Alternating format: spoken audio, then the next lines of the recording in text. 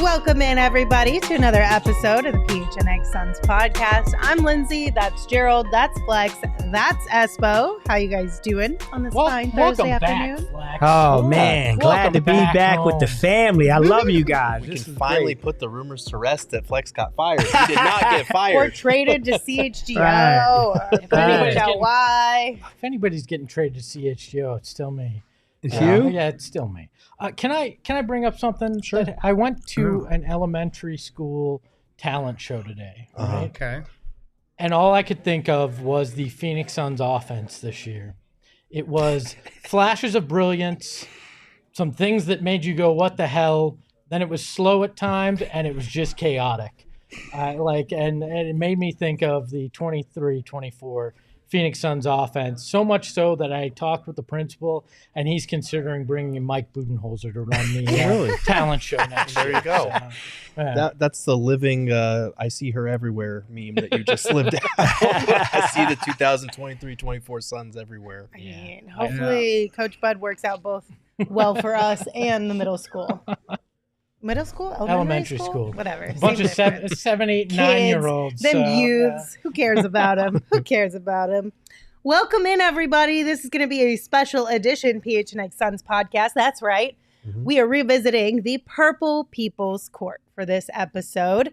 And we're going to be judging Mat Ishbia and his idea of going all in on winning after purchasing the PHNX Suns and Phoenix Mercury organizations. Are y'all ready for this? It's been a minute since we've had one of these. It has. I'm excited. Actually, I think we've done it once, and it was like the third week in.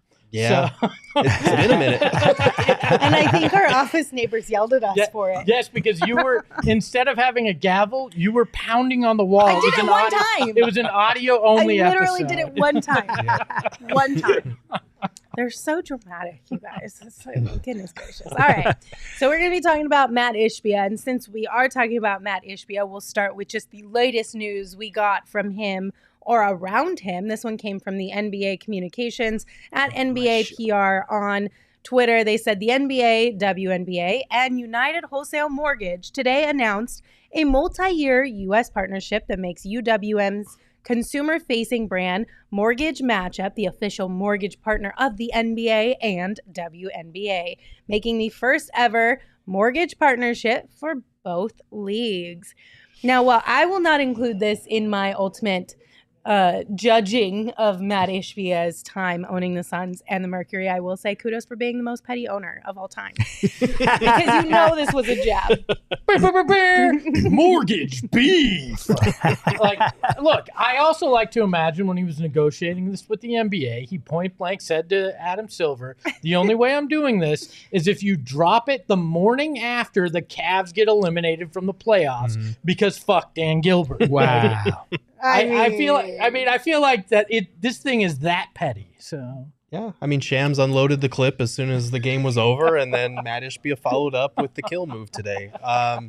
No, I mean, this is pretty cool. It is hilarious because of the mortgage beef angle, but low key, I feel like it's like restitutions for the second tax apron. Yeah. Because like as soon as Mat Ishbia took over, we get hit with this bullshit, and now it's like, okay, well, here you go. Here's a side way to get around these things. You know what? I mean, but he's paying the NBA, no?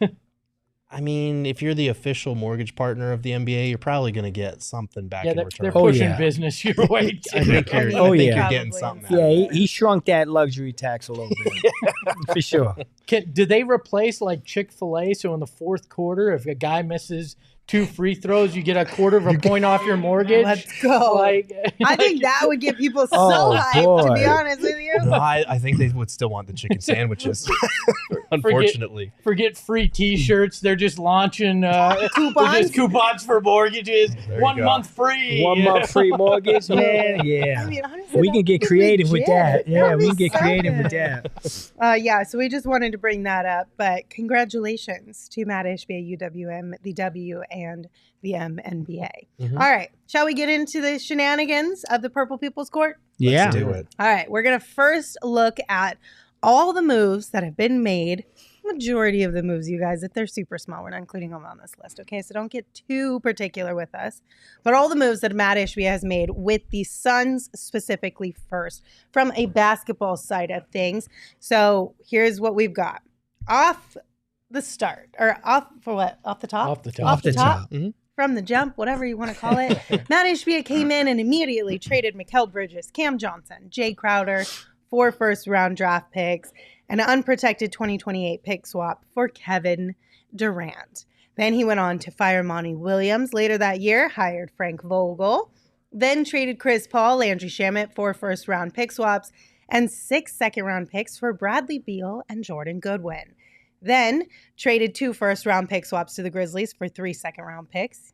And then moved on to trade an unprotected 2026 first-round pick swap to the Magic for 3 second-round picks.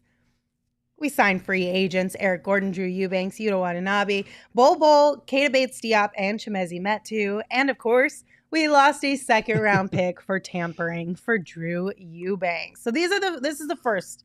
Okay, we've got 4 slides here, but we'll start with these 2, okay? Mhm.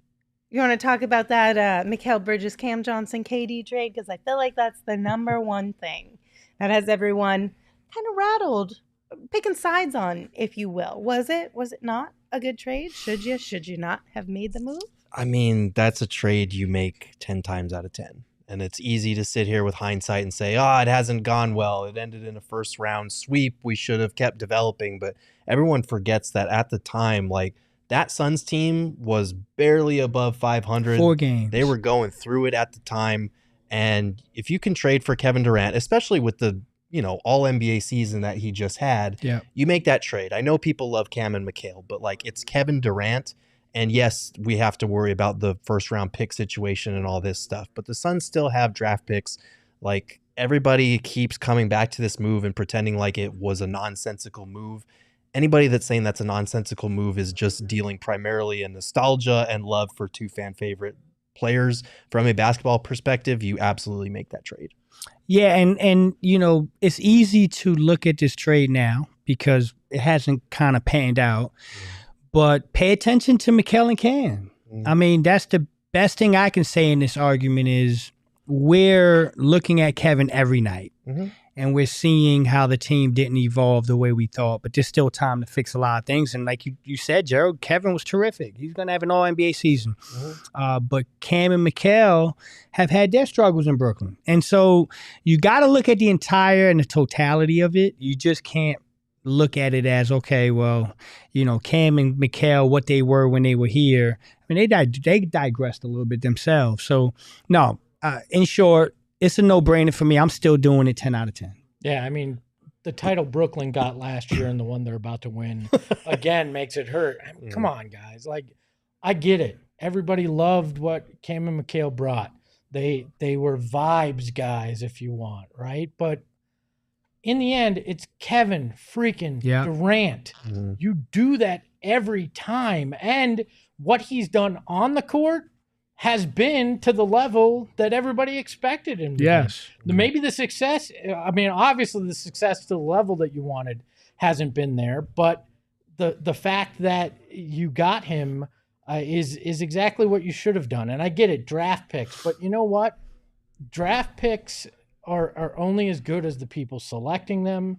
At times, they're only as good as how bad you are when you take them. In most cases, it's important to have picks like the 22nd pick to try to fill out a roster. But if those are like a number 1 pick, you've screwed up along the way so bad, anyways. And I don't have clarity on this. And Gerald, maybe you do. But with the CBA rules about the second apron, that those picks eventually move to the back of the first round, is that how it transfers to a team?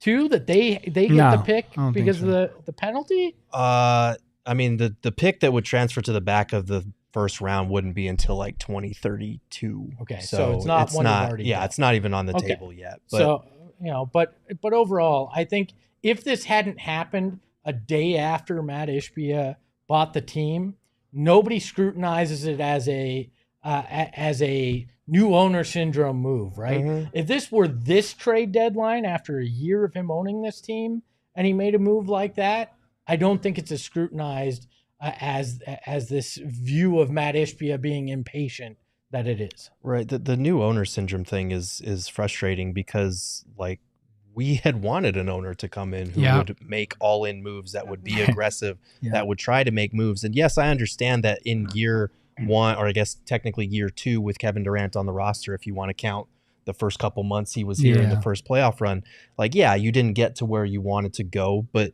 we knew that this would be a multi-year thing with with bringing the big three together. This was just year one. Yeah. I understand their window is not very long, but if you have an opportunity to maximize your window with a player like Devin Booker, you do that. And then because Booker is still only 27, you can retool and build otherwise around him. Like I don't understand pinning it all on Ishbia new owner syndrome for being aggressive and doing what we wish the last guy would do for decades in terms of paying the luxury tax, going all in, making these all in moves. Like, if it doesn't work out, that sucks. But it hasn't worked out in the 50 plus years before that. That's right. So I don't blame the guy for coming in and wanting to go all in and make these big moves. You know who we should be blaming? Who? CJ McCollum.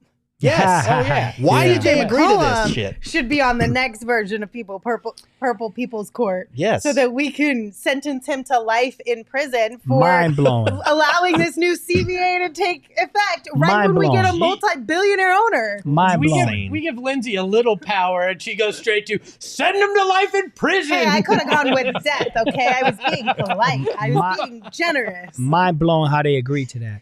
The problem I got with it is if you don't do the trade, if Mat Ishbia purchased a team and didn't do the trade, we'd be sitting here saying, how in the world did y'all miss an opportunity to get Kevin Durant? That's what we'd be saying. Yeah.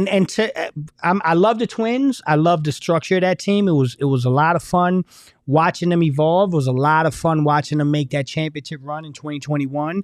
But then we had a couple bumps down the road, and I'm going to be honest, I do not think that was a championship team. I think they had their best shot in 2021. Things started to come to light. That team ran its course, much like Monty ran his course. And so you got to be real when you have this conversation. If you don't make the Kevin Durant trade, we be doing today's show saying, remember that time when we had a chance to get Kevin Durant and we didn't do it? That's what we be talking about. So you do the trade over and over and over again. And I think Matt did exactly what the new owner was supposed to do. And I think people are fascinated with draft picks because it's the unknown. And people are always fascinated with the unknown. What could it be? What could it become? It could be the greatest player ever that it could turn into, and it could change the franchise. Or it could be Kendall Marshall or Earl Clark. That's the reality of the NBA draft. And I understand right now we're seeing a lot of teams that were built through the draft have success. But for as many Oklahoma City Thunder teams as there are, we've seen so many teams fail going that route too. So it's not as if there was some given future that you gave up to make a move. You can argue when it doesn't work out like it hasn't the last two playoff runs. But I'm sorry, there's as much. It's much a crapshoot either way. Hey, I love you, Earl. Rahway, New Jersey, man. You threw my man Earl Clark under the bus there.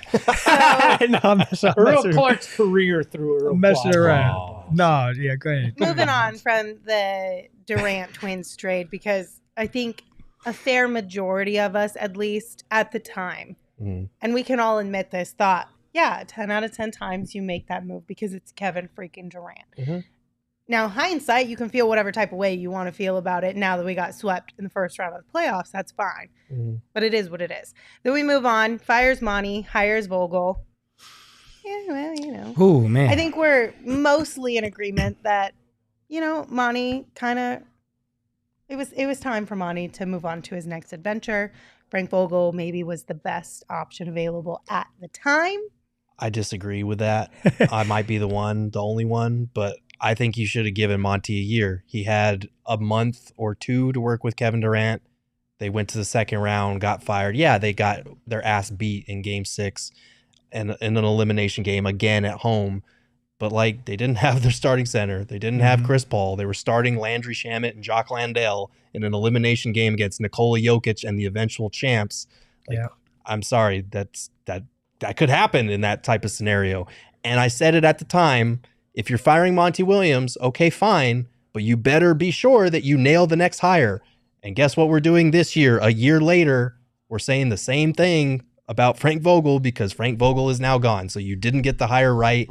That's the one that I understand why it happened because, you know, obviously Monty was hired well before Ishbia was put in charge here.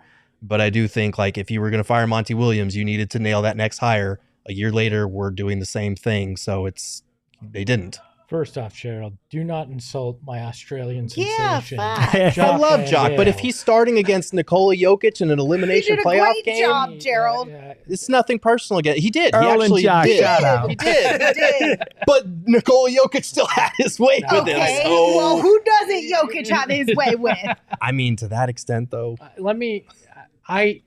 This may surprise people. I agree with you with a caveat when it comes to Monty Williams. Okay. If you knew you were going to trade DeAndre Ayton, if that was the plan, then I think they should have given Monty Williams another year because everything we heard was the fractured relationship in a lot of ways, that was problematic. And if you knew you were going to get rid of him, I would have been intrigued to see what Monty Williams I don't could have think done. they knew they were going to get rid of him.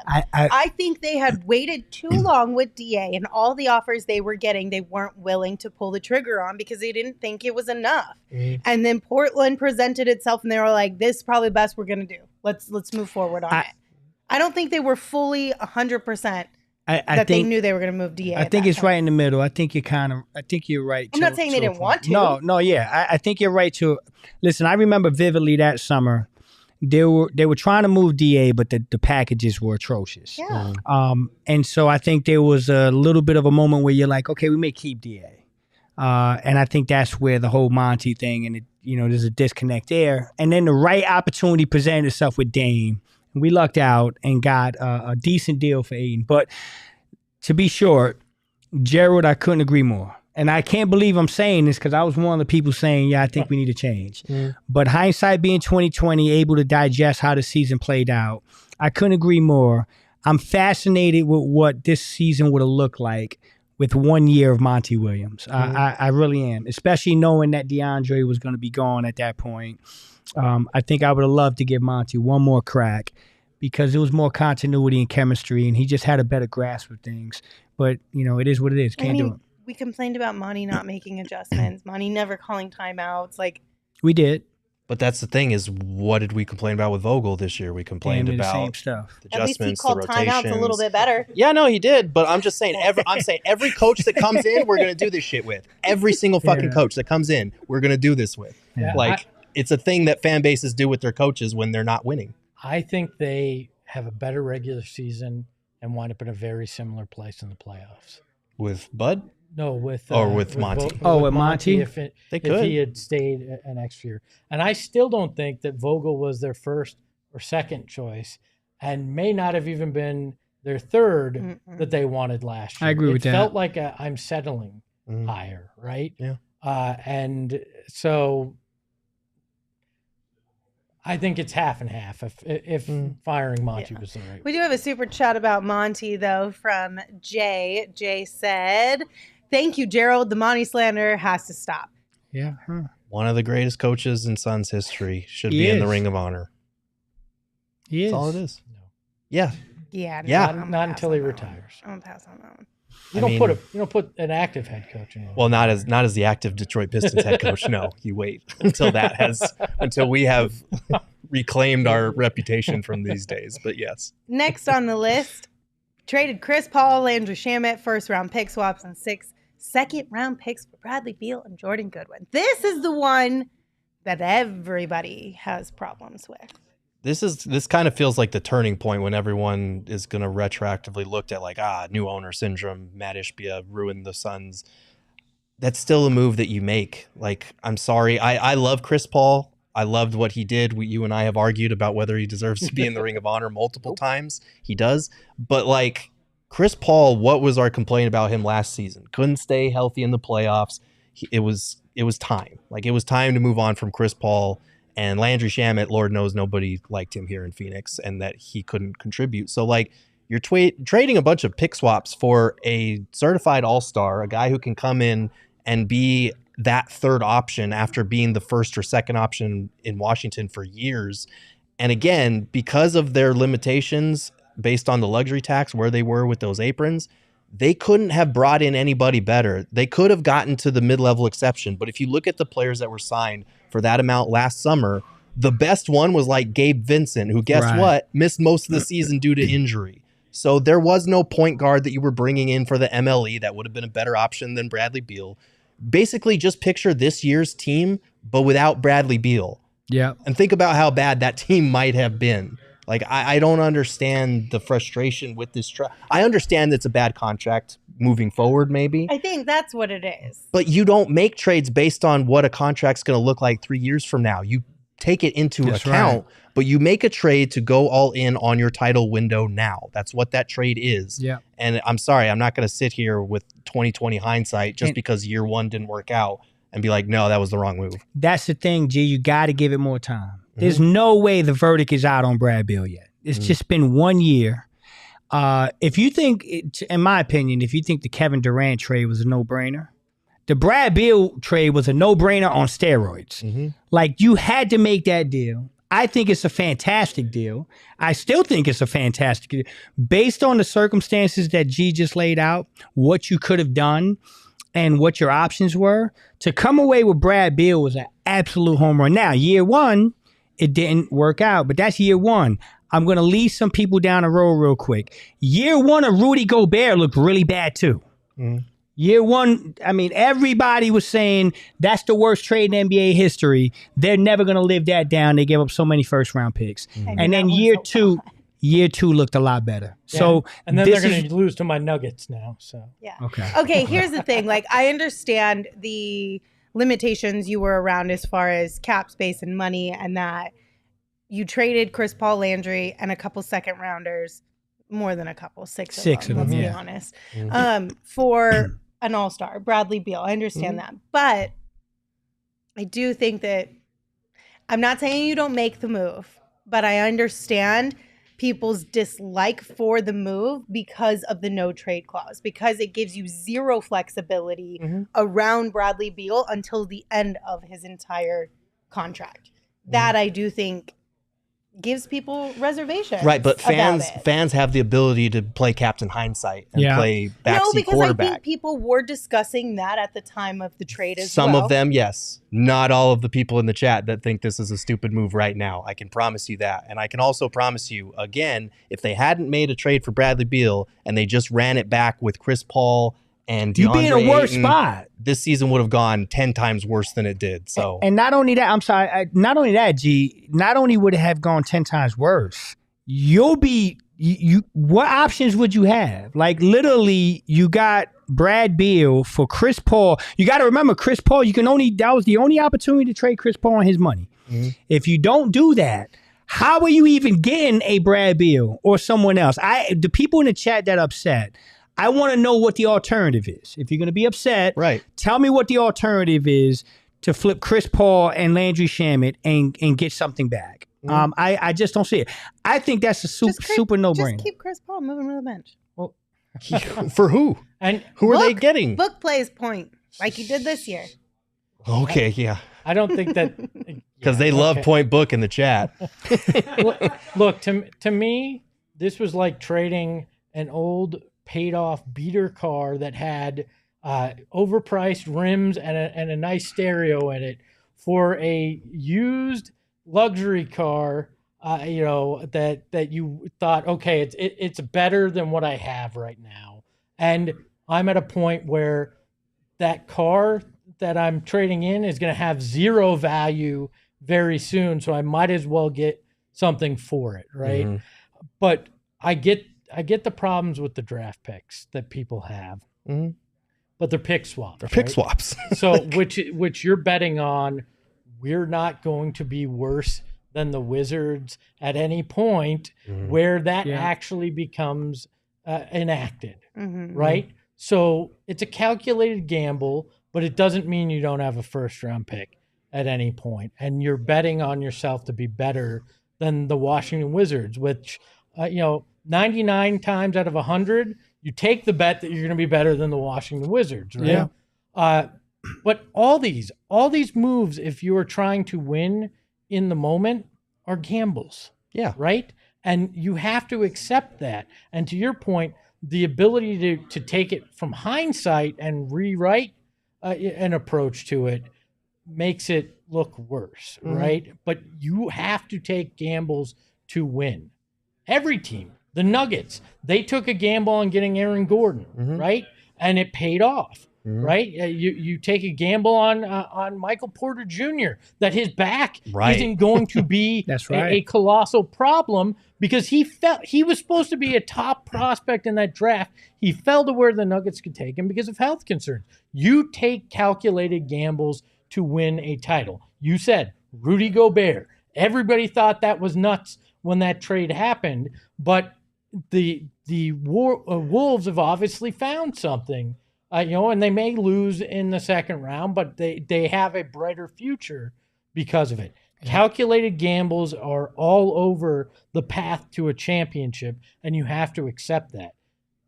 I mean, this is a results-based business. So when you don't win championships, everybody in the fan base is going to look at the moves you made to get there and say they were a mistake or say they were stupid or say they were dumb. But we're talking about process here. And I'm sorry, but you're not going to convince me that an owner that wants to go all in and makes those aggressive gambles, even if they come up short or backfire, is worse than an owner that never does, never tries, that never even puts you in the luxury tax at all, that was actively trading off picks during the peak of one of the best players in your franchise's history for cash or for picks next year that he would then trade again. Yeah. I'm sorry, we're talking about process here, and process-wise, even if it doesn't work out, I cannot fault somebody going all in and trying to maximize a title window now while you have it. Agreed. All right, so then next up, traded some first-round pick swaps for some second-round draft picks. Traded another pick swap for a couple more second-round draft picks. Yeah, sure, there were some players maybe attached to these, but do y'all even remember who they were? I don't think so. And then we got in some free agents, right? Majority vet minimums. Here we've got Eric Gordon, Drew Eubanks, Yuta Watanabe, Bol, Keita Bates-Diop, Chimezie Metu. Y'all remember them? I love Metu. Briefly. Beautiful shot. All right. Briefly. No, I mean, the vet minimum signings were... Those turned out to be pretty rough. Yeah. I think I was high on KBD coming in and possibly competing for that fifth starting job. I thought Eubanks would be at least a capable backup center, and you wound up having to trade 4 of those guys at the trade deadline just to bring in Royce O'Neal, which I like that move. But other than that, the vet minimum signings, they wound up being exactly what we should have expected, but didn't. They were vet minimum guys. One of the problems with having to fill out a good portion of your roster with vet mins, it's no shade to anybody who is accepting a vet minimum contract, especially some of the guys who probably could have gotten a little bit more, but took a pay cut to come to Phoenix to play alongside KD, Book, and Brad. You know what I mean? But at the end of the day, there's a reason why you're not being offered bigger contracts. Because there's a limit to what you're able to actually contribute to the team. Yeah, it was rough. And I was dead wrong. I'll be honest. I was absolutely wrong in every facet of that summer, in the sense that I thought Eubanks would be better. I thought the guy that kind of threw me for the biggest loop was Yuta. I thought Yuta was going to be much better for us. Knockdown 3-point shooter. Knockdown 3-point shooter. I thought he was going to be really good. Things didn't work out. It didn't work out. I can make an argument of everybody on that list. The guy that I was most attached to, don't laugh at me right now, was Chimezie Metu. And he was the least guy when we started that summer that I thought would pop off the screen or do something good for us. So it was a complete miss. And that's the gamble you make. But again, it's easy to say that, hindsight being 2020. There were a lot of people who are bashing those signings that were running around, running laps when we signed them. Mm-hmm. They were really excited about these acquisitions. So didn't work out, and I think it's part of the learning curve. But I liked what they did initially. So I'm not going to bash it like, oh, my God, it was such a bad thing. It just didn't work out. Can we have a mini trial within our trial? Yeah. Yeah. Flex. Mm-hmm. Are you guilty of overvaluing Chimezie Metu's jumper? Guilty. Guilty. All right. Guilty as charged. All right. Perfect. There we go. Lock him up. Throw away the key. Yeah. I mean, the veteran, I'm not going to hate on them for the veteran minimum signings because they made their bed when they made those deals, knowing that's how they're going to fill up the roster. If you look around at a lot of the veteran minimum signings, there wasn't anybody that you went, man, if only we had signed that guy that we had an opportunity to that signed on a vet minimum, we would have been in a much different place. Like, I think that's part of it. Roster construction, positions you sign, you could debate that, but having to sign veteran minimums was a bed you had to sleep in based on your other decisions. Yeah. All right, we're going to look at some more, but first I do want to tell you guys, if you are trying to figure out what plans to make this weekend, Chicken and Pickle is your place. Hell yes. Okay. Mm-hmm. So our first introduction to Chicken and Pickle was game 1 of the playoffs. We had a watch party out there and it was an absolute blast, but I personally only stayed inside the restaurant side of things. They have pickleball courts, but I stayed inside the restaurant because, air conditioning, food, like all the greater things in life. But little did I know, the pickleball courts were also inside and air conditioned as well, and they're top notch. We went out there yesterday, which is why we didn't have a show. We all went out to Chicken and Pickle to play a little pickleball and hang out, and it was an absolute blast. Like, it was the first time I actually played pickleball, and it was super fun. I almost beat Gerald, you guys. She did not, but it was a fun game. I almost took Damon's head off. I did too. We were beating you for the first 15 minutes of the game. It was 2-0 when you didn't know the rules. It was 5-0, and I didn't know the rules. And it was the first time I ever played. Lindsay, I'm with you. I had a bone to pick with Gerald because I'm pretty sure that he tanked in the game, the first game he played with me. We lost 11-0, and I think he tanked because he just doesn't like me. Because then he went on a run like he was a professional pickleball player after that. Wow. I'm just not happy with it. I mean, it could have just been that it was our first points, game of the man. day, and also we played probably the 2 best people that were there. Oh, wait, Who were I'm those sorry. 2 people? You get a pass for your first game of the day, but I don't get a pass for my first game ever? Oh. I see how it is, Gerald. I see how it is. Anyway, Chicken and Pickle is a fantastic place.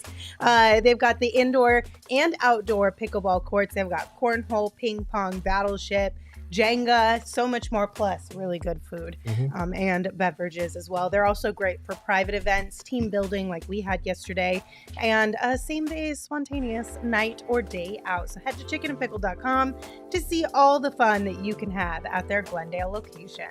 Are you guys taking my Nuggets tonight? No, hell no. Are you Nuggets. taking the hated Timberwolves who destroyed all our hopes and dreams? I originally picked Nuggets in 7, so I'm sticking with it. I got Timberwolves tonight. But you got my Nuggies winning in overall. I right? did have Nuggets in 7, yes. How about Flex Lindsay? I had Nuggets in 6. Not So you. I got a chance to be right Your on this one. Nuggies? I got Nuggets in had you. Nuggets in 6. Okay. Yeah. I'm all in on it. Just wait till Monday. If they wrap this series up, you're gonna see something on Monday that you never thought you were gonna see I'm in your worried. life on this program. But look, I gotta tell you, if you Let's want, throw Espo in jail and throw it or toss the key out too. if you guys want to put some money down on the game, you can do that with our friends over at BetMGM, the best sports book you will ever encounter, whether it's their app or in person at one of their sports books. It's fantastic. I love it. And it's not just basketball that you can bet on, right? They've got baseball, and they've got a hell of a deal on the weekend. Because you know what? And I don't want Derek or Jesse to hear this, but baseball can be a bit boring sometimes. But you need something to get it a little bit more exciting, right? Well, they've got their Grand Slam jackpot. It's a weekly promotion on Friday, Saturday, and Sunday. You bet on any player to hit a home run. If they hit a Grand Slam, you're going to get a slice of $50K, right? Anybody that picks that player to hit a home run, they're going to get part of that $50K. And if nobody else does and they hit it, you're getting all that $50K. That's the way it works. It is fantastic. It's the MLB Grand Slam jackpot. But you know what? I got a deal for you as well. If you sign up for the BetMGM Sportsbook app and use promo code PHNX, place that first wager through the mobile app of at least $10, you're going to receive up to $1,500 in bonus bets if the bet loses. So even if you're a loser, you can be a winner, right? Much like the Suns. So check out the show notes for full details. And now listen to Shane talk about the disclaimer. Bonus bets expire in 7 days. One new customer offer only. Gambling problem? Call 1-800-GAMBLER. Available in the U.S. Call 877-8-HOPE-NY, 467-369 New York. Call 1-800-327-5050 Massachusetts. 21 plus only. Please gamble responsibly. Call 1-800-NEXT-STEP Arizona. 1-800-BETS-OFF Iowa. 1-800-981-0023 Puerto Rico. First bet offer for new customers only. Subject to eligibility requirements. Bonus bets are non-withdrawable. In partnership with Kansas Crossing Casino and Hotel. See BetMGM.com for terms. U.S. promotional offers not available in New York, Nevada, North Carolina, Ontario, or Puerto Rico. Get stuffed, Ontario and Dan Gilbert. Also, hit that thumbs up button. Thank you guys all for being here. Before we dive into the second round of moves that Mat Ishbia has made since acquiring the Phoenix Suns and Mercury, let's take a peek at some of these super chats we've got going on here. First and foremost, Psycho Blue sent us one and they said, Basketball Cthulhu thinks the second tax apron is a short-term solution to protect cheap owners from the Ishbias, Bombers, Lacobs, how do you pronounce that? Lacobs, etc. Can't stop players from taking money offered once cap space clears up. So fun Joe Lacob story. Summer League. Ran into him while buying roasted almonds. He was in line in front of me. And it's a very weird sensation to be in line with a billionaire who's buying a $3 bag of almonds. You should have added your asked him for $1 million. Anyway, can I weren't you borrow trying a to mil? find your place in the world at that point? I was. I was like, I'm questioning so much. Slightly impaired. I'm going, do I have enough money in my bank account to buy these? And he's going, I don't even feel this at all. I don't know why. whatsoever. You should have said, yo, bro, I'm a little bit short on my peanuts. Can I borrow a mil? Can I borrow a mil? Some guy named Justin sent us two. The first one says Beal for the Twins and a few pick swaps. Their combined salaries are scary similar. And then added in Beal for the Twins, $47 million combined salaries. Listen, Justin, as much as a whole bunch of people probably would love that, you got to convince Bradley Beal to go to Brooklyn. And I don't know that he wants to. You got to convince the Nets. Right. Why the hell they would Got do a that lot of also. convincing to do That there. too. Yeah. Can I give the people some advice? What's that? And I got this advice when I was younger. Sure. At some point, you just got to let it go, all right? The relationship's over. They don't love you anymore, all That's right? not true. They still definitely love you, but That is not true. you got to at wait all. till 2026. That's the only That's chance it. that Mikhail's coming back. Is 2026 free agency. Andrew sent us one and they said, God bless, going to the D-backs game this Sunday for my birthday, turning 24. Nice. Bud will get the best out of Grayson since Grayson came from the Bucks system. Happy birthday. Happy birthday, Andrew. Happy birthday. I Happy hope that's a 24th. good connection there. They enjoy Yeah, each other. there's some realness there. Yeah. Couldn't hurt, but I will say that this year was Grayson's His best best year. year. So he's going to have to show Bud some tape like, hey, I can do more than just stand around and shoot threes. True. You know where Grayson played under Bud? What's Off the that? bench. No, Didn't That's for another No. day. he was a No, starter. He started 70 games. Yeah. See? So there were games that he was off the bench. No, he started. He played in 70 games Oh, and started all 70. Never Oh, mind yeah. then. pretty Before sure. that. Okay.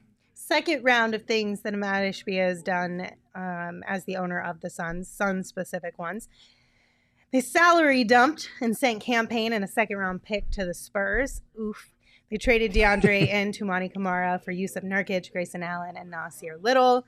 They traded future unprotected first-round pick swap and 3 second-round picks for Royce O'Neal and David Roddy.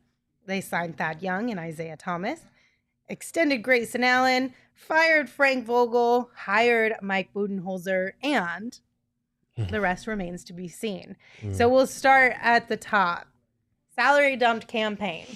That one kind of hurt, I think, the more we went on in the season. That one sucked. I still don't understand it, though, because it made no sense in terms of you didn't care about the money you were spending. It was pretty obvious. Like, dumping that salary didn't seem to make a lot of sense. And I don't know, whatever went on behind the scenes, I don't know. This is the move that I'm like, there is zero understanding that I have with this. It was to free up a roster spot for Bol, and I didn't like that move at the time. I think Bol played a lot better than I was expecting him to play. He was an actual rotation piece for the most part by season's end, but yeah, I think they were expecting Jordan Goodwin to be their answer at backup point guard, and as we know, that went poorly. So that's the one move that I look at from last summer. Like, would have been nice to have that guy because they needed a backup point guard for those stretches when Book and or Beal were on the bench,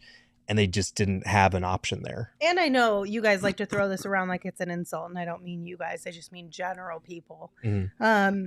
But Campaign was a vibes guy. Yeah.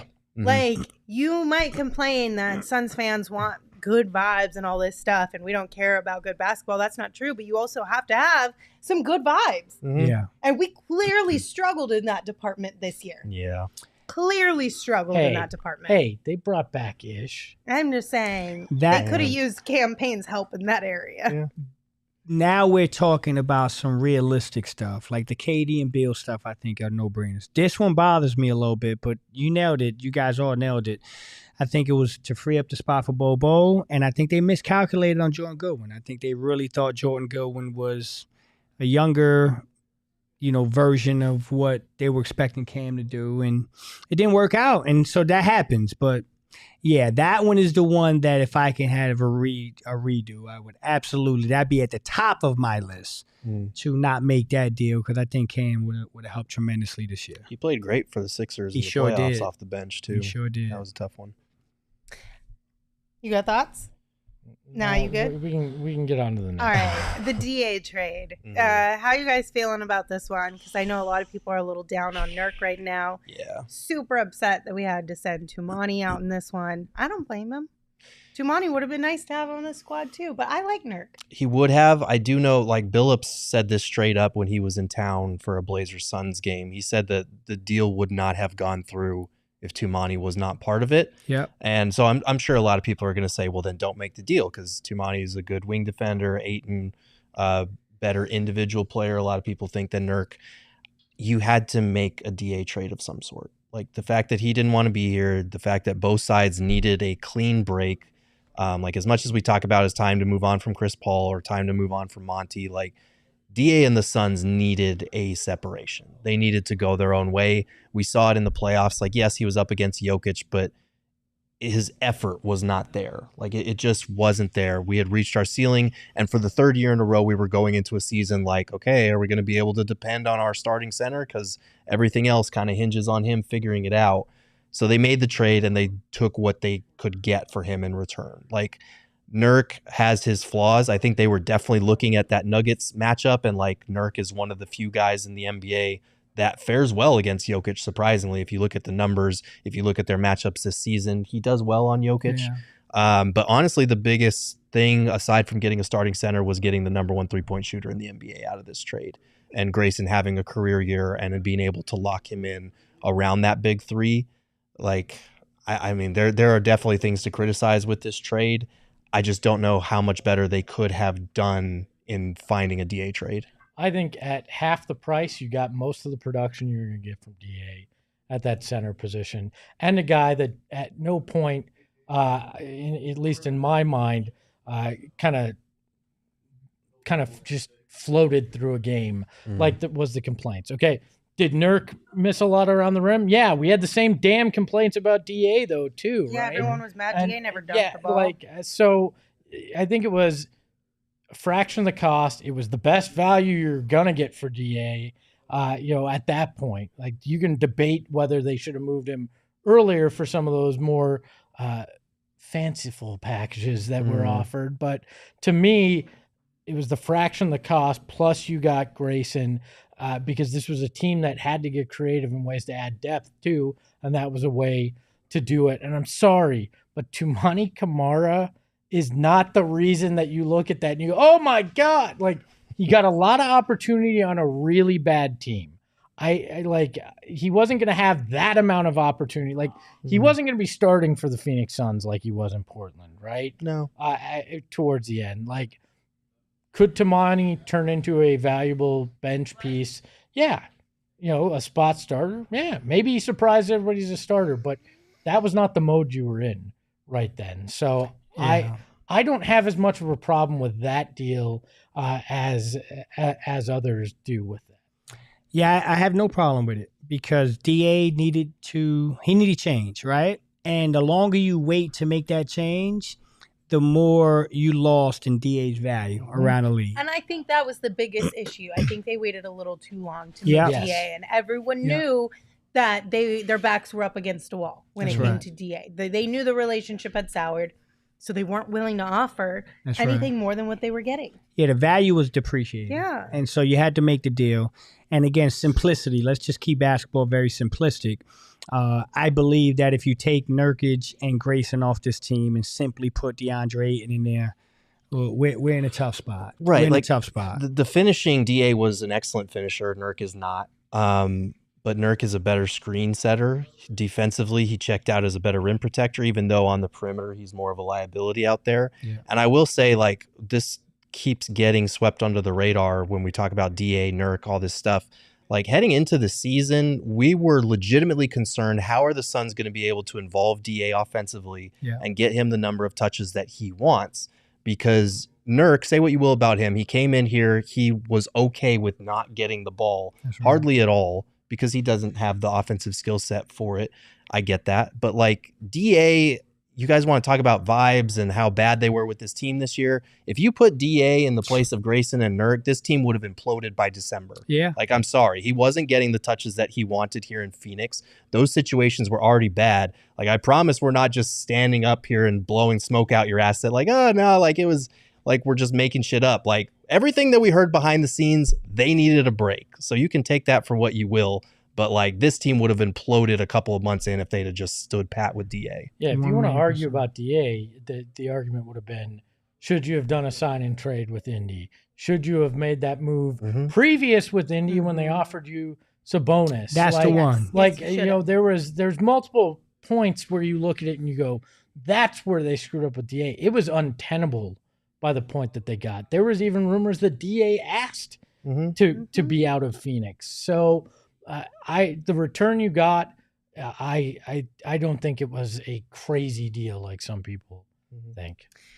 All right, then you trade some first-round pick swaps, some second-round picks for Royce O'Neal, David Roddy, and signed Thad Young and Isaiah Thomas to round out the season. I mean, the Thad Big Young, body Roddy. Yeah, like Roddy, sure, young player. I hope we get to see some of him. Either in over the summer, G League, next season, whatever. Thad Young and IT, wish we could speak more on them. We barely got to see them. Like, I really wanted to see more Thad Young, so that sucks. But Royce O'Neal, like, I think that was a pretty good pick. Like, yes, the pick swap, whatever, but you brought in a legitimate rotation piece. Everybody's going to say, man, Royce O'Neal sucked in the playoffs. Everybody sucked in the playoffs. I was going to say, like, there's a couple. Why are we pointing fingers? Who are upset Everyone about Grayson sucked. Allen not showing up. Bro, none of them showed up. He was hurt. Yeah, he got two ankle sprains. Literally nobody showed up. I'm surprised we did at this point. You know what I mean? Like, come on. But Royce O'Neal was a good player, and you have the ability to re-sign him this summer. So, like, it's fine. Again, this is pretty easy to me. I don't see anything besides the campaign thing that makes me say, man, they really screwed that up. I think every deal had its purpose. And again, it didn't play out that way, but it's so new in the process that, I mean, I'm willing to give it another go round before I have a verdict of, these are bad deals. Look, I understand the complaints about the draft picks and swaps and those kind of things. I understand that. I understand you think it's short-sighted, and it very well may be, because this could go horribly wrong. They could wind up being a really bad team at some point, and you lose a pick that would have been, a good pick. I respect that. That's the thing where I look at all this and I go, that's your biggest argument, is that you made these moves and the picks were just like, here you go, it's party time, just throw them in there. Like, good luck, enjoy. Like, and that's where I think you could say maybe a new owner gets a little aggressive in buying into James Jones's strategy of F them kids, right? Like, and he went turbo on it, right? And okay, that might be where I hit him with this. So And I get that, but at the same time, like you said, like Ishbia came and had the same philosophy, but that was already in place before with James Jones. Yeah. Like either not drafting well, Jalen Smith. Like we could, I think if you draft Tyrese Halliburton, maybe that Bucks series or the 2022 series goes very differently. Yeah. So either not drafting well or trading picks again. Like that was already part of the calculus for them. So, pinning that all on Ishbia, I'm sure he's exacerbated that philosophy for sure, hearing them talk about it, but it was already in place. Yeah, 100%. And then to round out the season, they extended Grayson Allen, and then in the aftermath of getting flamed out, fired Frank Vogel, hired Coach Bud.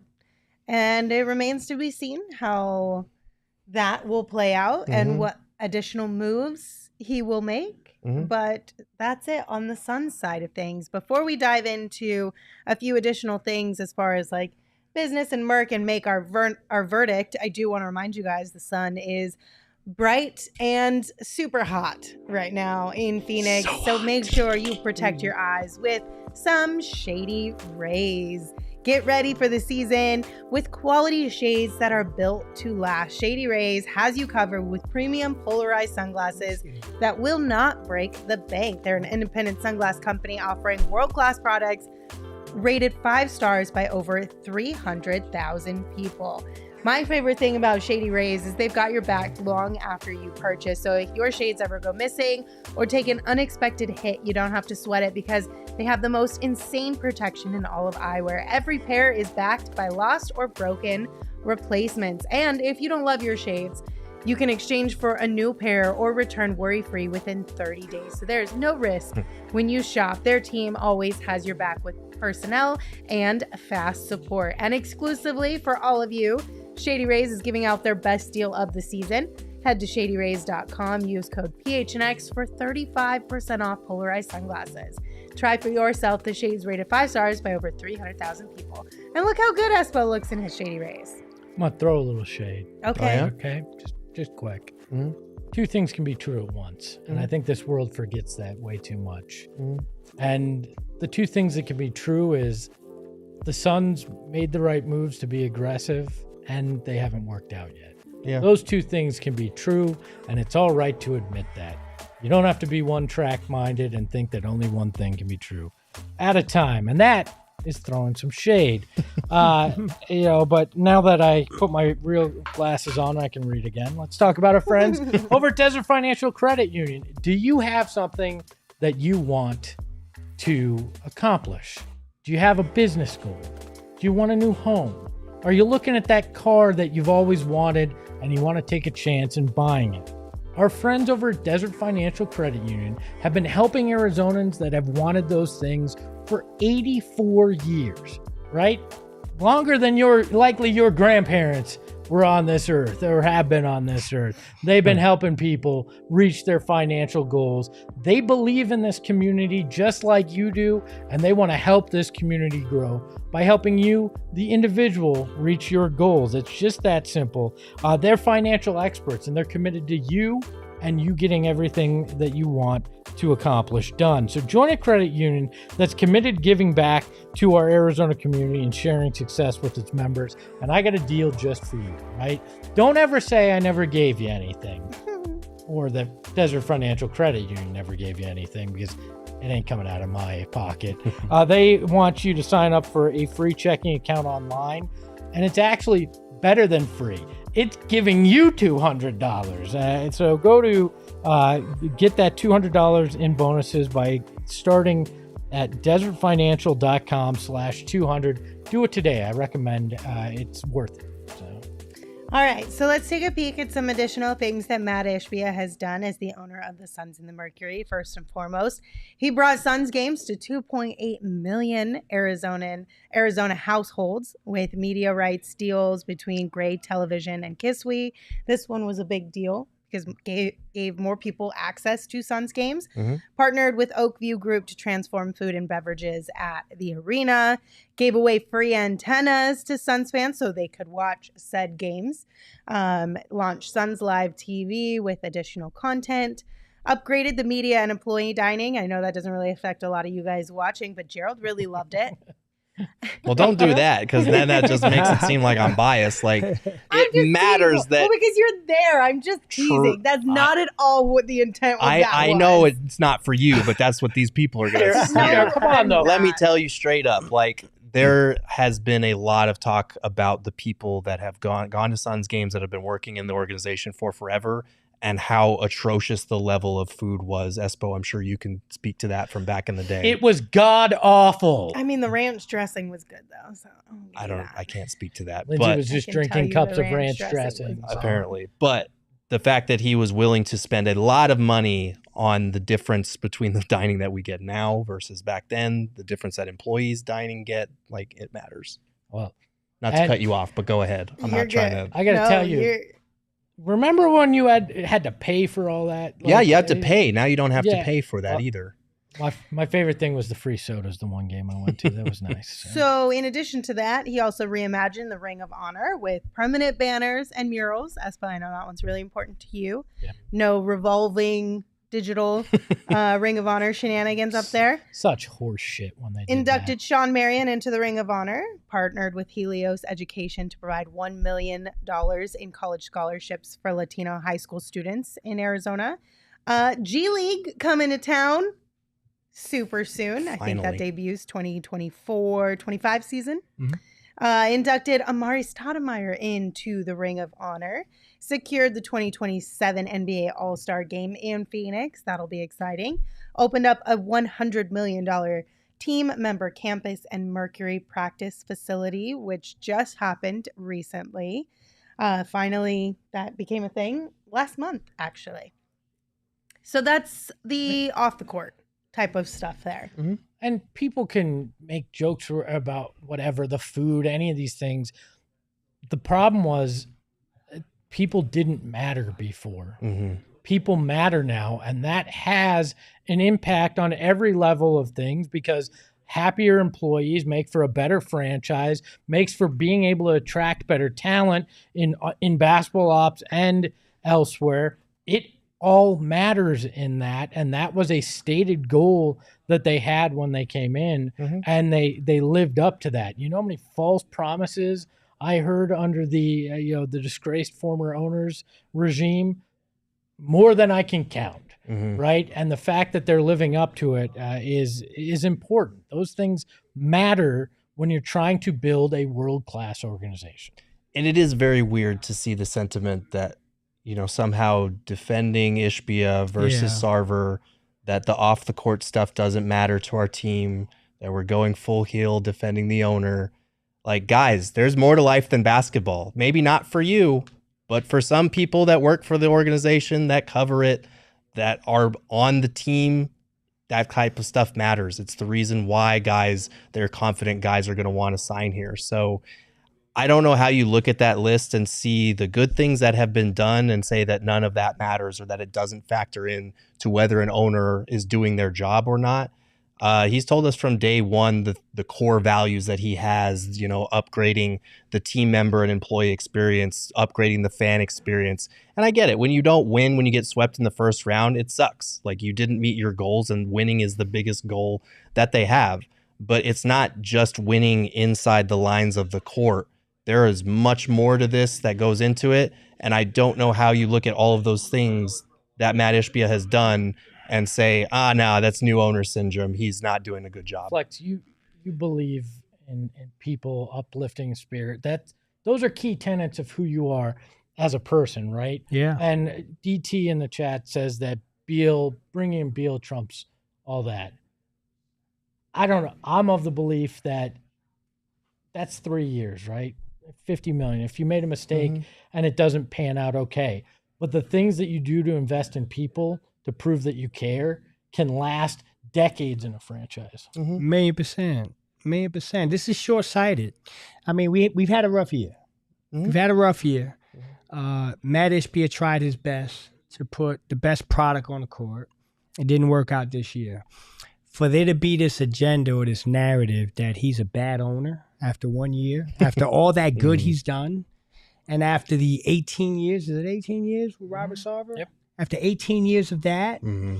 for you to just flip the switch and say, well, we only won 49 games and we didn't get out the first round. This shit sucks. This guy's Check your terrible. priorities. You know what? That's just not cool, man. Knicks fans, 100 times out of 100 would trade James Dolan for Mat Ishbia. Yes. Like, I mean, you look at Yes. there's a lot of teams that you would trade for that. And Mhm. if I told you did the blind taste test, right? And I just showed you the efforts that Mat Ishbia made and what the former disgraced owner did, nobody's picking what you went through before. And that's what you're judging here, right? Like, that's the reality of it, is where you were to where you are. Mhm. And you can argue the path and has it led to winning yet? And I get that. But you cannot argue that you are worse off than where you were. Having lived it, having been inside that place, you cannot argue that to me, and you cannot convince me in any way, shape, or form that that's the case. It's honestly fucking You wild know. you even have to say that, Yeah. to be honest I with mean- you. Yeah. It's kind of disappointing. Yeah. But here's the deal. At the same time, while I agree that it's night and day from former ownership to this ownership, that doesn't mean you can't be critical. I of think you can. The new definitely. ownership. And it doesn't mean that you can't disagree with some of the decisions that Agreed. they have made. I am not telling you guys who are watching or listening that you cannot be upset about some of these decisions that have made. And I do understand that a lot of the off the court thing doesn't directly affect you in any way. It does directly affect other people, though. But I haven't fully been able to make a decision or a judgment, if you will, since this is a Purple People's Court, on how those things actually have like panned out for people inside that building and stuff, because I haven't talked with any of them about it since things have majorly changed. Man, I feel sorry So- for your friends that are over there. What? You haven't talked to them. Wow. Since the major I'm changes. just giving you a hard time. Plus, y'all are so needy. You need me here all the time. Always blowing on my phone in the group chat. I gotta mute you guys to go hang out with them for a little bit. I think you're right. You should be critical. Yes, And you should look at 100%. and just because I say that they should have made the Bradley Beal deal doesn't mean that it wasn't a complete mess this last year. Mhm. It's just when you look at it and why they made it and in the moment when you did it, Mhm. it's understandable. Like that's and being critical, it should be what you do as a fan. You should be logical as well, but that's a lot to ask because we're all passionate about this. And Yeah. you know. Gerald, you want to tell us about what he's done with the Mercury? Sure, not that anybody gives a shit right now in our chat, but hired Nick Urin as GM. Well reputable name there that they got. They secured the All-Star game for 2024 here in Phoenix, the WNBA All-Star game. They hired Nate Tibbetts as the WNBA's top paid head coach, and they traded for Clea Copper, who is a finals MVP from her time with the Chicago Sky. And this is the one thing that I don't think gets enough credit is Ishbia's commitment. Just as committed as he is to the Suns, he is on the Mercury side as well, which is what you want in an owner that owns two franchises, because we've seen far too often the W not get the credit it deserves or the attention that it deserves. He's building the nicer practice facility for the Yeah. Mercury on that team campus, and it looks like it's going to be pretty nice and going to be a draw for free agents in the future as well. Well, Kalia Copper in that first media session on Media Day, point blank said, "It's night and day. Chicago was a mess. This feels like I'm actually a professional basketball player," was basically paraphrasing it. So that shows these kind of things have an impact on bringing athletes in and recruiting athletes. And if you think that just because it's the W, it doesn't count, there's Suns players that have felt similar ways as well compared to where it was at. So these are all important things in recruiting talent long-term as well. This isn't look at the next 2 years and debate if it's a championship team or not. This is about long-term sustained success in the Valley from all levels of basketball. I just want people to be a little more rational. Well, that's a lot to ask. Little It's the internet more flex. rational, man. I mean, it's been 1 year, a little bit over 1 year. I think you have to let this play out a little bit more. I mean, some of the reactions around what Ishbia has done and the negativity around it. It just blows my mind.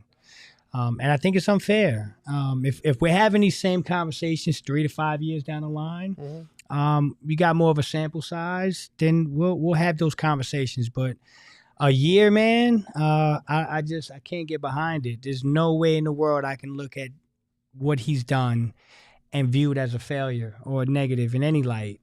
Guy's trying to bring the best product to the best fans in the world and doing his best to bring us that championship we all want. And it may not come, it didn't come right now, but damn, guys, let's have that same energy. We want it now. I mean, go ahead, Linz.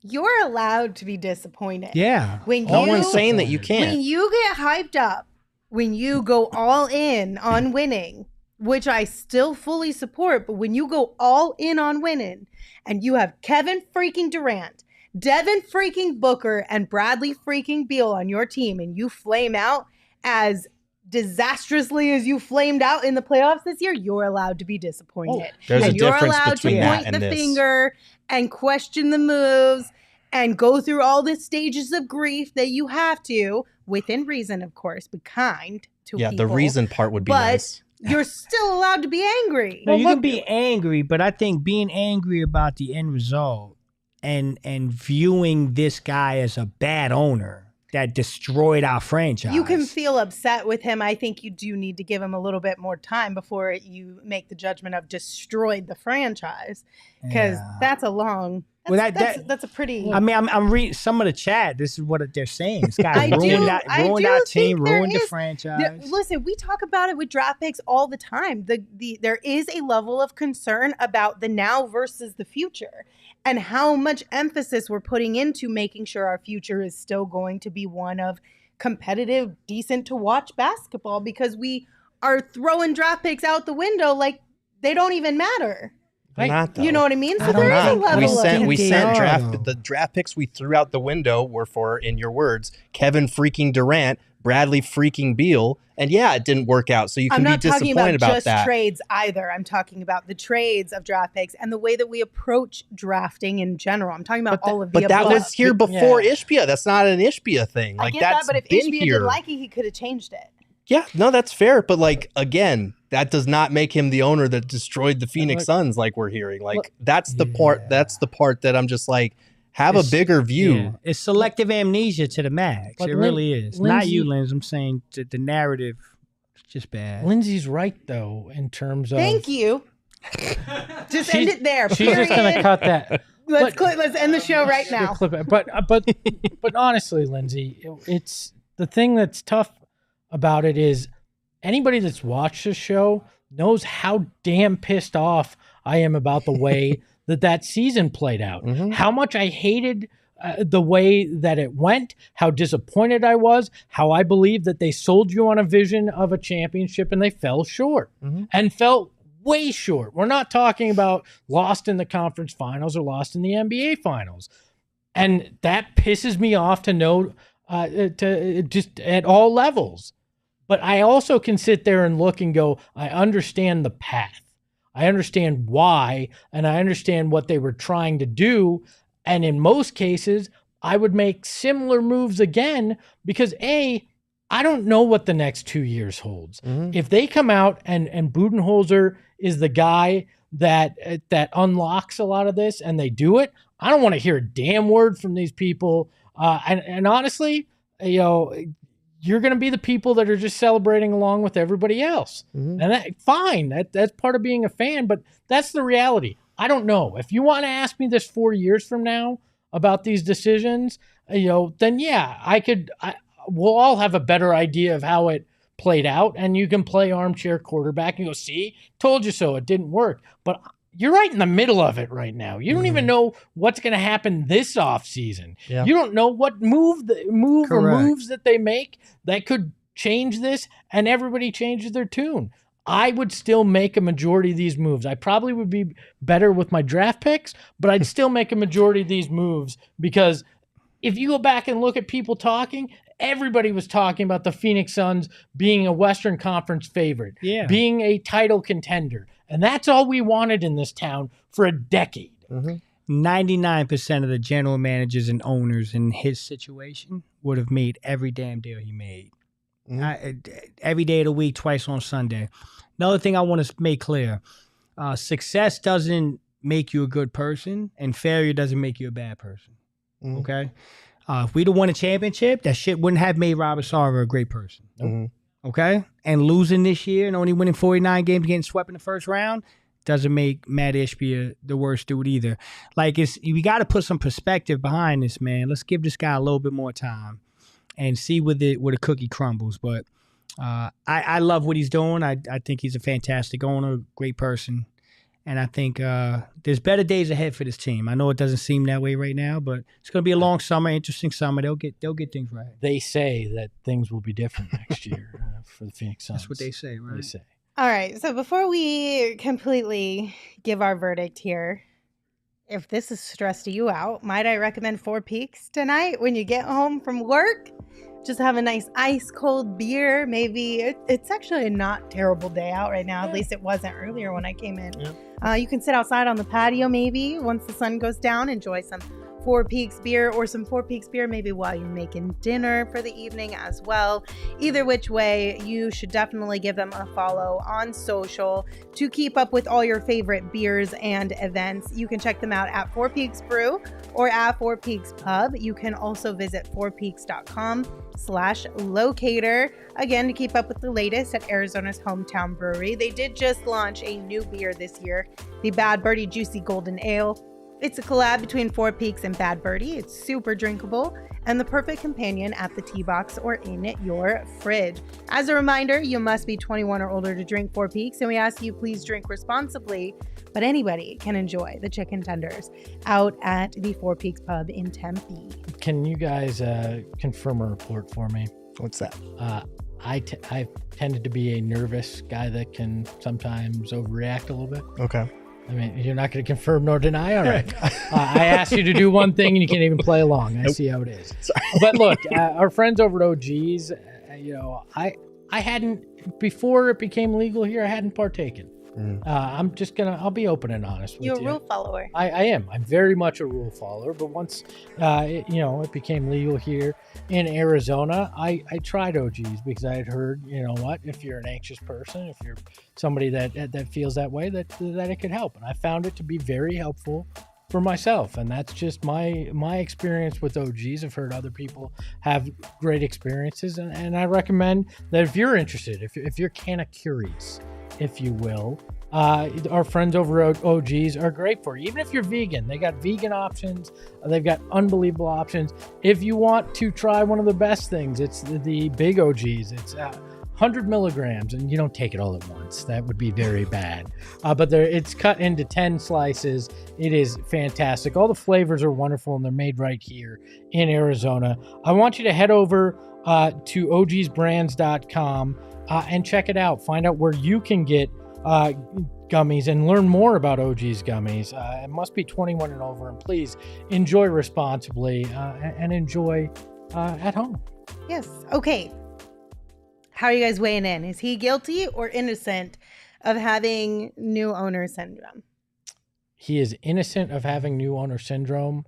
I think you could make me believe that he is guilty of some short-sightedness in terms of the approach with draft picks, and looking at that. I think acquiring talent and doing that is something that you always want an owner to do, but short-sightedness with the draft picks, maybe some of the CBA rules that have gone into effect and not fully thinking through what some of those ramifications could be. He's innocent, man. My guy's innocent, man. Mm-hmm. Reasonable doubt, baby. No, listen. if the second apron bill don't fit, you must have quit. There we go. Bring them all out. No, I mean, I'm with you. Listen, I think he tried to do the right thing. I think the verdict is still out on some of these decisions and some of these deals, and it's way too early to come to a conclusion that he's guilty of new owner syndrome. So I think he's innocent, and I'm looking forward to seeing what the future holds and what the next moves are. Yeah, I mean, I think it's easy to point to trading for Kevin Durant on day one and call that a classic new owner syndrome type move.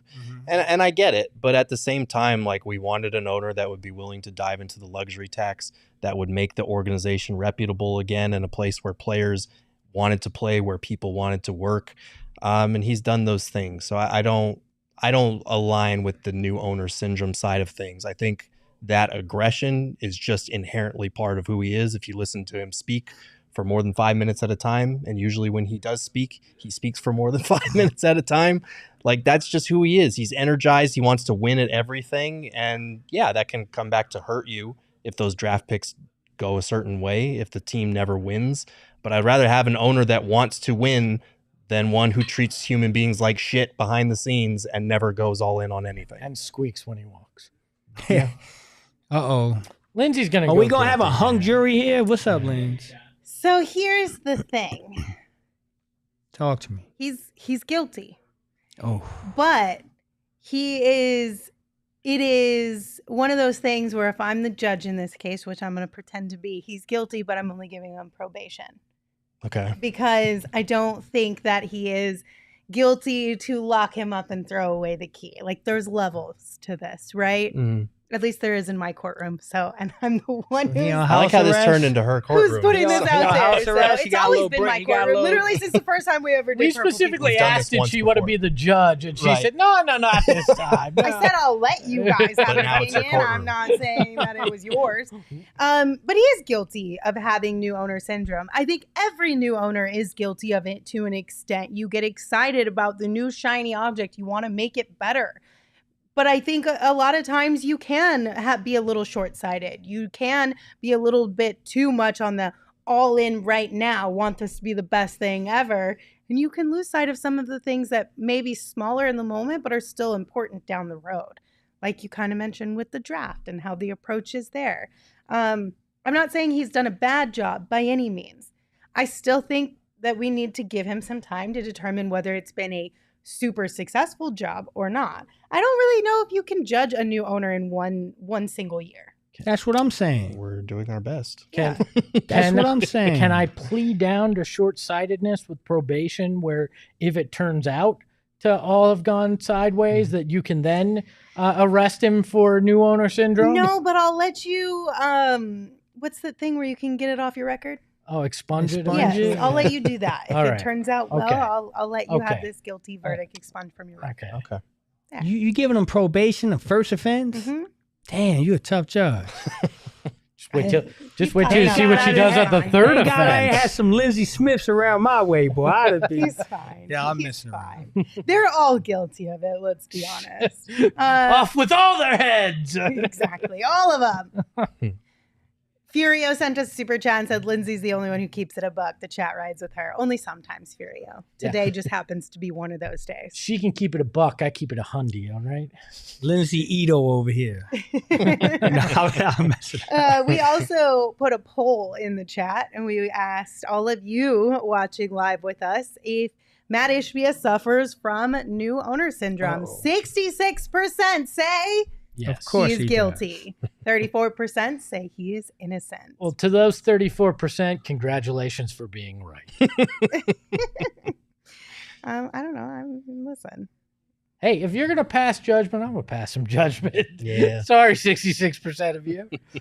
Yeah, well, I'm going to judge you then. Well, that's all right. You But I'll always tell do. you off the camera so that it's not that bad.